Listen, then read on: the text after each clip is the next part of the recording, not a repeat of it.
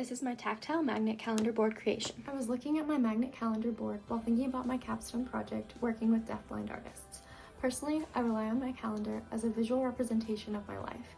It's what keeps me on track. I was thinking about how if I was blind or low vision, how it would be nice to have something similar, like a tactile calendar. I will now show how I turned this blank magnet calendar board into this tactile magnet board with fabric, metal, and magnets. For my first component of a sheet metal braille sheet, I started by measuring and marking out the size of the sheet metal and cutting it with a large sheet metal cutter. I attempted to punch it with a wooden dowel, but this did not work, so I then found I could use a punch and a hammer to create braille patterns, though I accidentally punched through the metal and had to carefully punch it back into place from the opposite side. I then finished the metal using a bead blaster to make it shiny. For my second component of a day delineation fabric sheet, I started with a smooth sheet of fabric and measured, cut, and laid out 7 different delineation materials, including shoelaces, bead strands, and lace. I then used a sewing machine to sew each of these materials at 2.5-inch increments along the fabric, one on each side of each day of the week. For my third component of movable texture panels, I started by picking 7 different textured fabrics and cutting them to size, using the felt as a pattern for the rest.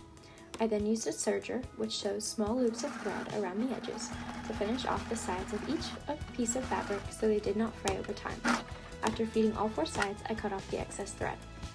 I then cut pieces of Velcro and used the included adhesive to attach them to the back of each texture panel. My final component is thermoformed activity magnets. I started by cutting out pieces of Warbler thermoplastic. I then used a heat gun to heat the shiny side of the Warbler and placed a styrofoam ball on top before adding another piece of Warbler and heating that together. I then used my hands to form the plastic around the ball and scissors to cut off the excess before shaping some more. I then heated small circular pieces of Warbler and attached them to the outside of the ball using a heat gun to create a soccer ball. I then cut out a triangular piece of styrofoam for the base of the pizza magnet. I then used the same process, called the sandwich technique, or heating the shiny side of the Warbler, placing the styrofoam on it, and heating another piece on top before forming and trimming. I added pieces at the end for pepperoni. The final magnets included a pizza, a soccer ball, and a book. After assembling everything together with epoxy and adhesive, the final product is a magnet board with embossed braille days of the week and fabric and other textiles to delineate the days of the week. It has movable textured fabric via Velcro and activity magnets to put on different days of the week. I had a lot of fun making this and learned a lot. Thank you for watching.